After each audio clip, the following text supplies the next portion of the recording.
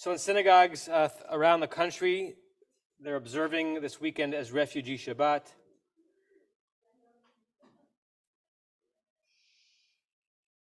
An opportunity once again to reinforce that our values as a Jewish community are, of course, about caring for the Jew in need and the Jew who needs protection from the world, and also anyone else who is on the run, anyone else who does not claim home as obviously and easily as we do, anyone else for whom living as a refugee is their standard reality.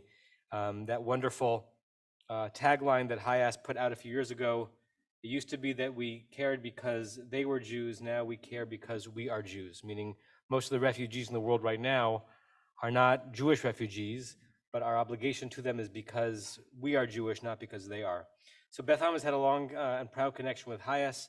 I myself have had been connected to HIAS for nearly my entire life because my mother was a volunteer for them for many years.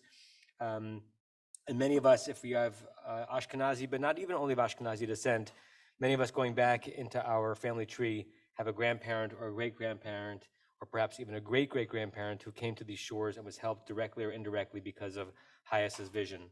And we're honored that we're here tonight to have a meal, to study a little bit, and then to have meal number two, because there's nothing more Jewish than serving the meal after the meal.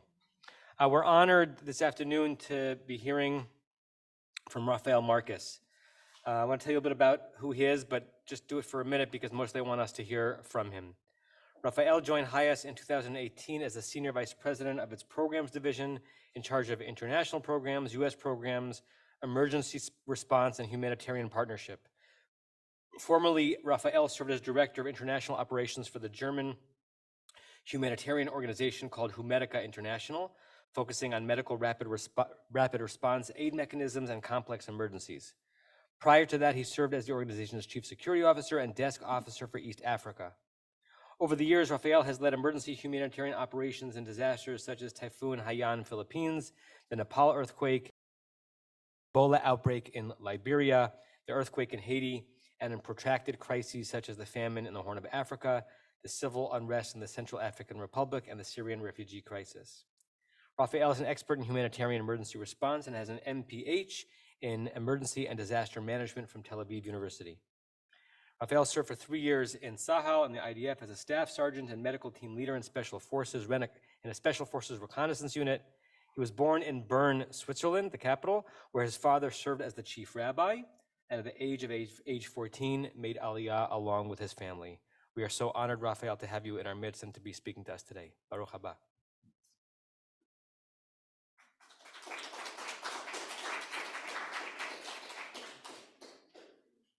Thank you so much. Can you all hear me? Yes? Okay, good. I'm a soft-spoken person, so I always have to check. And you can hear me on Zoom too? Perfect. Thank you, Larry, for the sign. So, hi everyone. It's not yet Shavuot Tov, but almost. We're almost there. So it's still Shabbat Shalom. Thank you so much for having us here. We have a delegation of HIAS people here for people, but it's their territory. They're all LA based. I'm the only one who is coming from outside, since I live in Silver Spring, Maryland, where our headquarters is. And so thank you again for having me here on this 5th Refugee Shabbat.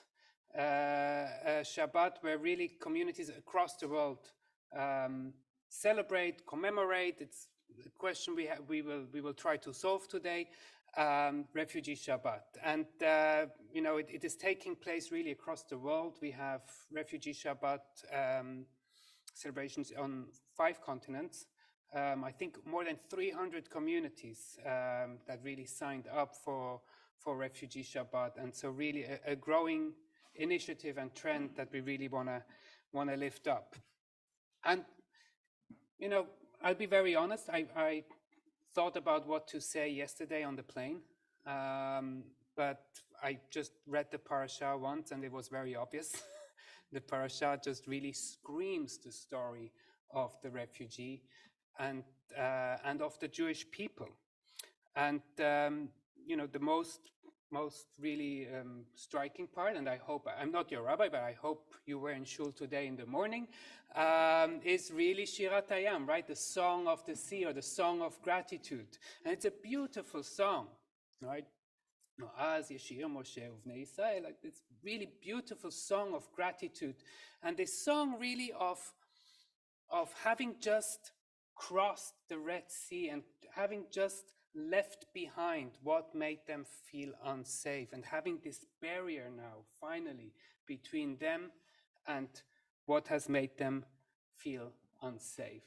And so it is an obvious connection between the parasha, between Parasha Beshalach, and the story of a refugee, and why I'm here and why I'm going to talk to you.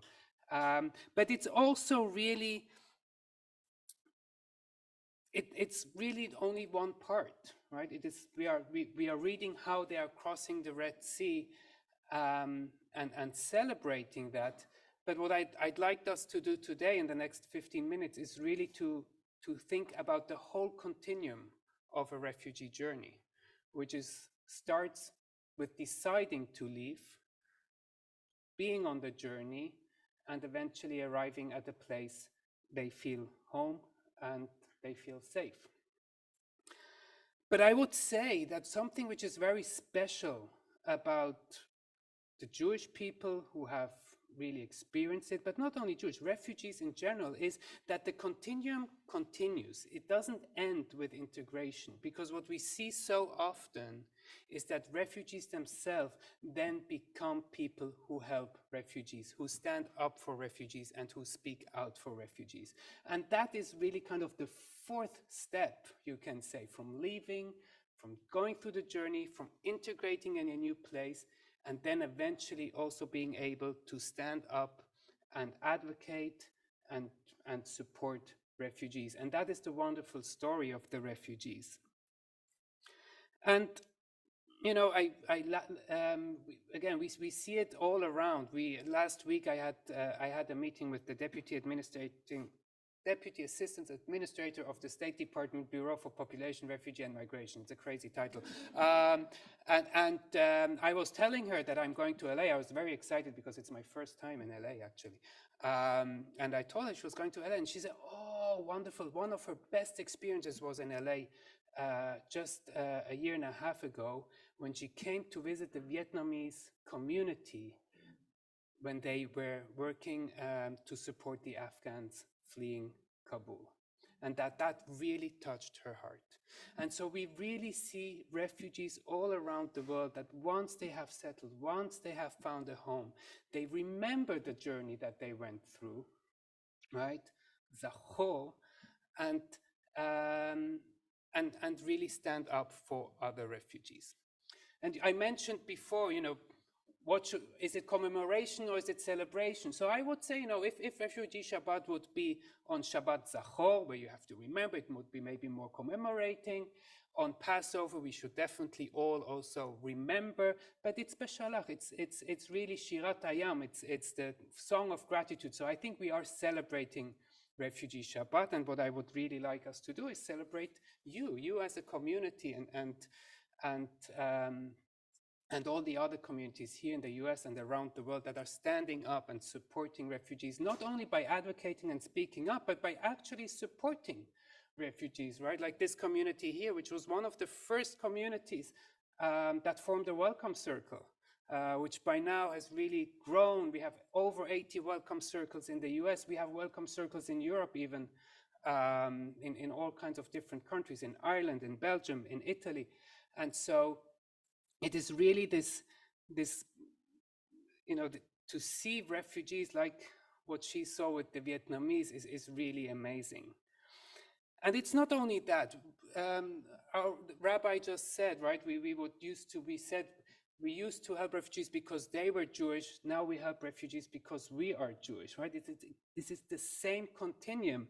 And one of the things that has actually contributed to that, because HIAS started really to help refugees only in the late 1990s, was the state of Israel, right? So once there was a home state, once there was a state where Jews could find safety, in addition to the US, there weren't so many Jewish refugees left, right? It was really during the 1990s, there was another wave of Jews leaving the former USSR.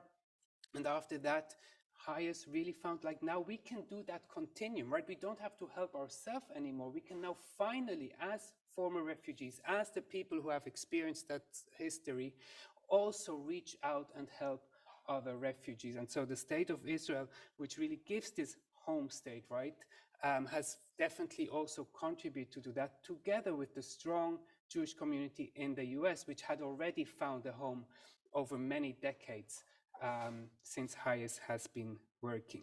And HIAS has been really working for, we say, over 130 years. The exact date is currently under question. We say more than 130 years. HIAS is the oldest refugee agency in the world and one of the most important one.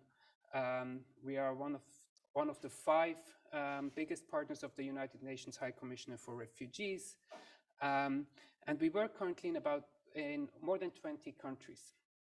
And our programs are, we always talk about our core programmatic areas, which are prevention and response to gender-based violence, mental health and psychosocial support, legal protection, and economic inclusion and integration. And I will also try to use that continuum of the next 10 minutes, which I still have left, to also describe a bit more about these programs. One more thing that I did want to mention is it's very interesting if you look at some of the drafting of the really most important documents and conventions, like the Convention Against Genocide or the Geneva Conventions or the drafting of the 1951 Refugee Convention, as well as the Declaration for Human Rights, Jewish people were very, very instrumental in drafting these, right? Raphael, who was very much involved in the Universal Declaration of Human Rights, as well as René Cassin. So these are all people who had experienced it by themselves, often in Europe, and that had brought them really also to really stand up and be part of that. And there's actually a very interesting article that also tries to show how the Jewish values feeded into that, because actually all those 4 that I just mentioned were religious Jewish people. And so that's also very interesting.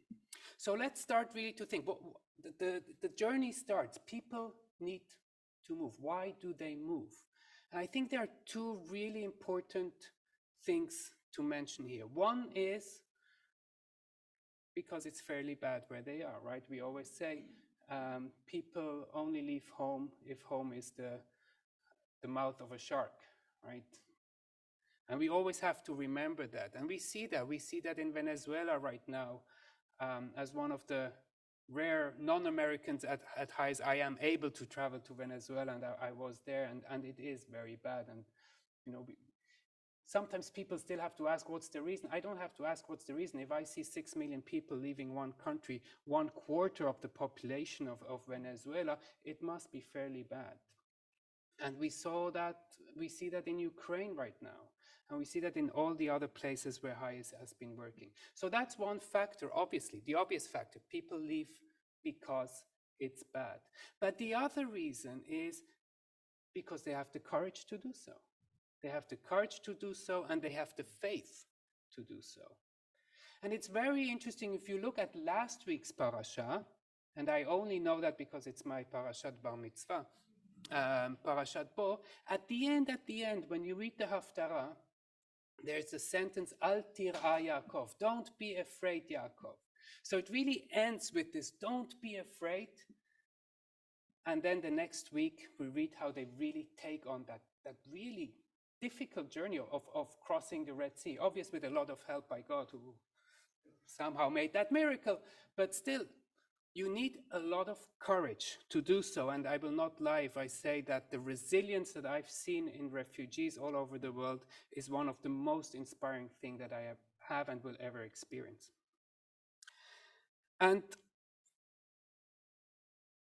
you know, just having crossed this barrier, it's really hard to imagine. You know, we look at the barriers that people are crossing nowadays, right? I don't know if many of you know the Darien Gap, right? One of the most treacherous journeys that people can actually take, weeks within a rainforest between Colombia and Panama. And as difficult and dangerous it is, we have, on average, over the last couple of months, 1,000 to 2,000 people each day arriving on the Panamanian site, where we have staff members welcoming them, providing them services, and providing them information for onward journey. Or even more, if you look at really analogy of what we are reading, Red Sea, let's think about the Mediterranean. It might not be as much in the news here in the US, but it should, because 20,000 people have lost their lives in the Mediterranean over the last 7 years. That's unbelievable.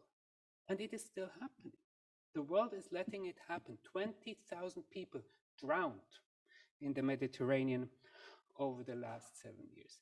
And so it is really the courage you need to set foot, to go up and cross this initial barrier, right? I mean, where are the children of Israel now? They're still in Sinai. They're not in Israel yet. They just crossed the Red Sea. So, and once they cross the Darien, where are they? They're in Panama. They probably won't stay in Panama. They probably want to go up to the US. So they still have quite a long journey. And even once you've crossed the Mediterranean, you will probably find yourself in detention or in, I never call it a camp, it's a detention facility in Greece, which some people call a camp. And the journey is still fairly long. So a lot of courage and a lot of faith. And the faith piece is interesting, because what happens after the song, after Moses and the children of Israel sing the song of gratitude? What happens after that? It says, "Ve'az Miriam hanevia achot Aaron lakha et hatupim." Miriam, the prophet, the sister of Aaron, took the drums, and together with the women, they sang. Why did they have drums? They just crossed the Red Sea. Why did they carry drums with them? And there's an interesting mechilta by Rabbi Ishmael, and he says exactly that. He says, well, they had faith. They knew that they are going to make it. They knew that they're going to be able to cross the Red Sea, so they already had the drums with them. And I found that a very nice way of really showing that they had faith in God. And the faith in God is a very important part for HIAS, because what we really try to do in all our interventions is to be very faith sensitive and take into account the spiritual needs of the refugees, because the spiritual part is a big part of the resilience and faith that refugees show. Obviously, it differs from place to place, from culture to culture, but it is a strong part of the resilience, and it would be wrong for us to not take that into account when we try to help the people. And it can be quite traumatic to cross such a barrier, such as the Darien, but also the Red Sea. If you really look at the words of the song, it's not all gloomy. It's a lot of, and he crushed Pharaoh into the sea, and he drowned the horses, and there's some strong language, and I think it indicates also to us that there's a lot of trauma involved when crossing such a barrier. And then the other question, why do women have to have a separate song? We just sang all together, and then Miriam takes it, and they say, well, that's my interpretation, but it is something that I definitely know from my work at HIAS. Well, women and children are at an exacerbated risk whenever they are displaced and whenever they are on the move. And that is something which, this kind of another thing which HIAS has definitely put at the forefront of our approach, is to really look at the violence that women and girls have to endure, and at the exacerbated needs that women and girls have. And this is something we have been very much including in our response in Ukraine, for example, where a lot of our work is with women-led organizations. And also because Ukraine had that very strong characteristics of all the men staying in the country because they were not allowed to leave. They're still not allowed to leave. And really most of the refugees being women and girls in a place which already before the escalation of the war had quite a lot of trafficking activities. And so it was clear from the beginning that prevention and response to gender-based violence would be a very big feature of our response. And I think the fact that the women sing another song of gratitude might indicate to the fact that for women and girls, it can be, or it will always probably, until we don't solve some very basic principles, be under additional risk. So they just crossed the continuum. We continue. It continues, right? They are still not in Israel. There's the journey itself. And this journey is long. On average, refugees are displaced for 15 years until they reach a place of safety that they call home.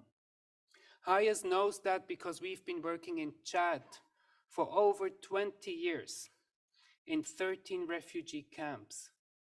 These are the same refugees that crossed into Chad 21 years ago. They are still in those camps. And so while the average time went down from 17 to 15 years, obviously nothing to be very proud of, it's still a very long time. And we see that also in what we read, right? It will still take another 40 years for the children of Israel to eventually come and cross into Israel. And these 40 years are not easy. Even in today's Parsha, we already read about how they start complaining, right? They say, how come did you take us out of Egypt? We have nothing to drink. We have nothing to eat. Because it is tough. Being in a refugee camp is being completely dependent on somebody else, often without really freedom of movement. And even if, most of the refugees are not in camps. Actually, there's a myth that most refugees are in camps. Actually, only 20% that find themselves in camps. But I think everyone here knows about the difficulties and the risks of people that are trying to cross over continents, like in Latin America, where they're trying to cross to the US. So this journey is still a very, very long journey. And I think this is also something which the Bible and our history really shows us, that even once you have crossed this barrier and having been leaving aside whatever made you feel unsafe, the journey is not over yet. They still need miracles, right? They still need Moses to hit on the stone so water comes out, and the manna that comes from the sky. And that is really the story of the refugees. They still need the miracles. Now, I will say that even once they found a home, the journey still isn't over. Integration is not an easy thing. And that, I think, is where your community and many, many, many other communities in the US are really doing such an amazing and important job. Integrating into a new society, that can be really, really tough. I must say, in the US, it's pretty tough. I moved to the US 4 years ago, and it took me half a year to understand what the credit score even is and why I should need it and why it should be at a certain point, and then to build it up. And that's me. I came with a visa, I came with work, I had friends here. So Kal Vachoma, it is a really difficult thing to do. And so I really want to thank you, this community, and all the other communities around the world that work daily, really, on helping to integrate refugees in a country, which it doesn't matter really into which country refugees will come, as long as it is different, it is always hard to integrate. And it is very it is a beautiful way to integrate is when you really have a community that stands behind them. So here we are. We went through that whole journey. HIAS really works with refugees along this journey. So we work in countries of origin where things happen. We have almost 200 staff in Venezuela right now, for example. We work during the journey, as I just said. We have operations in Greece, we have operations in Colombia, in Panama, in Costa Rica, Mexico, across the journey that many refugees take. And obviously we also work, as you all know, where refugees eventually end up and try to integrate into society. And all this work would not be as good and maybe even not as possible without the broad support that we receive, and predominantly that we receive from you, the Jewish people and the Jewish communities across the world. It is important to work always on both sides. We do programming, but we really also need the advocacy. I was speaking yesterday at another temple and somebody asked me, well, what is HIAS doing to stop whatever is making those refugees to move, right? I told them, well, there are no humanitarian solutions to humanitarian problems, and we can only do our work, but the solution needs to be a political solution, right? We can't change the government in Venezuela, we cannot stop the war in Ukraine, and we can definitely not stop famine from happening in East Africa. But we can help, and we can advocate. We can advocate for a change in those countries. You can advocate for the US and other bigger powers to take an active stance. And we can advocate also for them to take into account whatever political decisions they take, that there will be refugee movements. Something which we felt was missing actually when Kabul fell.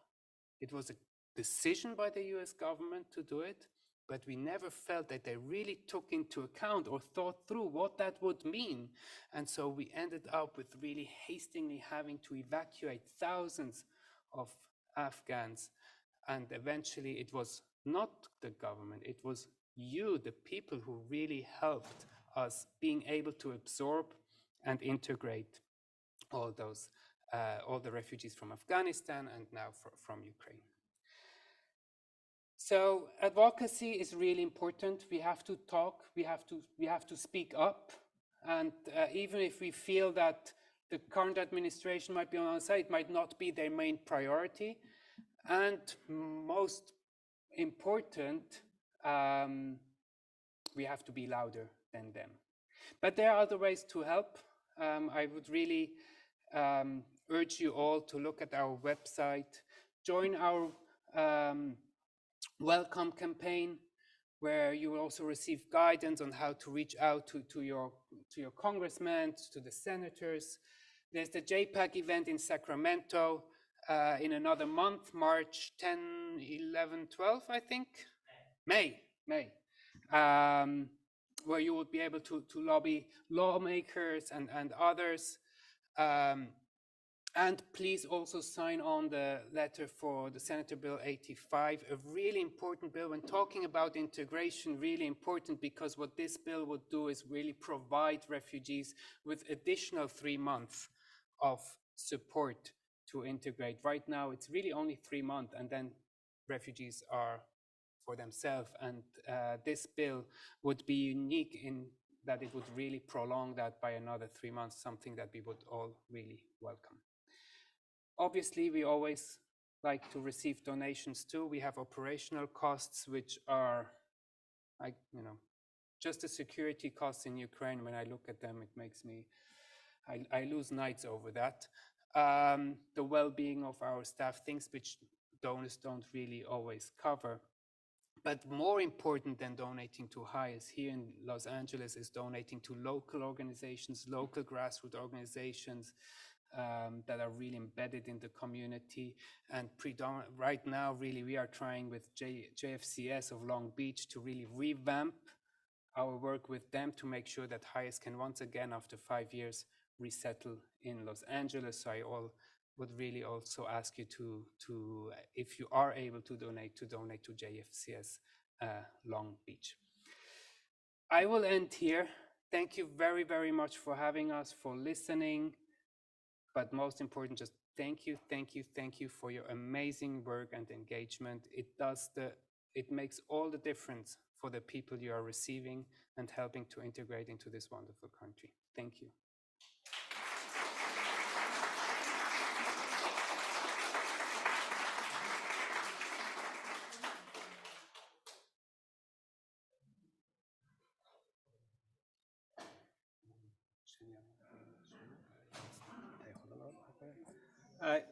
Shabbat is pretty much over, but I know that some of us are wishing that this were a summer Shabbat, that we're not ending till 9, so we would have more time to hear from Raphael and learn from him.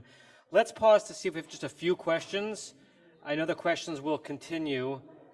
Shh, just keep it quiet in the room. It's hard in the room. If we have a couple of questions for Raphael based on what he said, let's field one or two, and then we'll go on with Mari Ben Havdalah. AJ?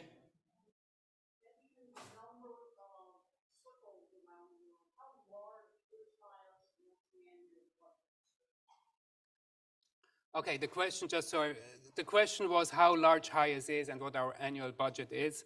So HIAS, I always like to start with the impact. That's the most important thing. So our impact right now, we impact about 1.2 million people each year. That's the amount of people that we manage to support and serve over a year. The annual budget right now is around $200 million. We have 1,700 staff across more than 130 offices in about 23 countries. Question in the back there.